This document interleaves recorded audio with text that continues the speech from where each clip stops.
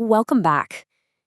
Holy Week is a time of really intense contrasts in the Christian tradition, and today we're diving into one of the sharpest ones. We're going to look at two passages, one from the Old Testament, just brimming with this promise of glorious light, and then another from the New Testament, centuries later, that kind of plunges us right into the shadows of betrayal. So, how do these two fit together? Let's find out. And that really is the central question for us today. How can these two things possibly coexist? How could a story that's all about betrayal from a trusted friend and denial from a super loyal follower, how can that also be a story of divine glory? It seems completely impossible, right?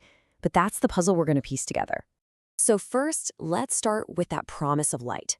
Because before we can even begin to understand the shadow, we have to see this incredible, hopeful vision that was cast centuries and centuries before.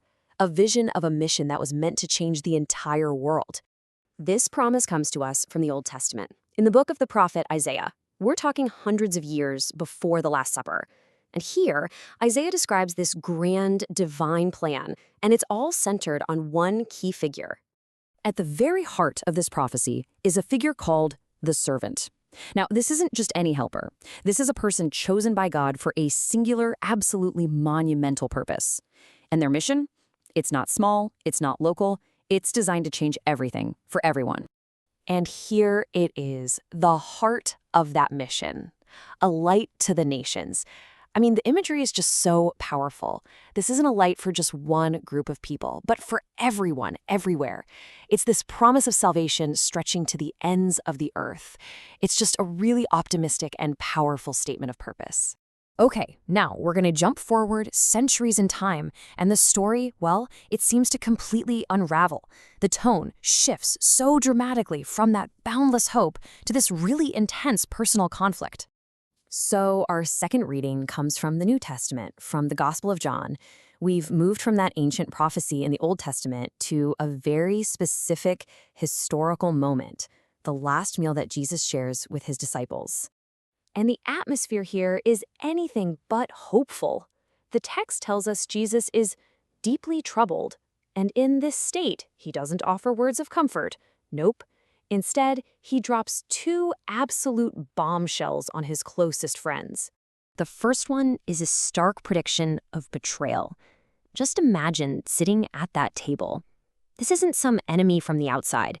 The threat is coming from within the inner circle.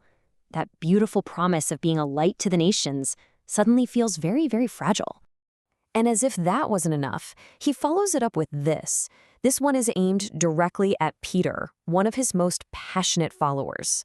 So now it's not just betrayal, it's also denial, a complete disowning. And not just once, but 3 times. The entire human foundation of this grand mission just appears to be crumbling. So, how in the world do we reconcile this? We've got a divine promise of light on one hand and the grim reality of human weakness on the other. This right here is where we find the central paradox of these readings. Laying these two stories side by side really reveals the core of it. You have the soaring promise from the Old Testament prophet Isaiah set right against the messy, painful reality from the New Testament Gospel of John. And what it shows us is that the mission of salvation, well, it turns out it has to pass directly through the valley of human failure. So here's the crucial point, and it kind of flips our expectations on their head. The glory isn't achieved by avoiding these dark events. The glory is revealed precisely through them. The betrayal doesn't derail the plan. It actually becomes the mechanism. It's such a profound idea that divine power isn't just for perfect moments, but is actually made perfect in our weakness.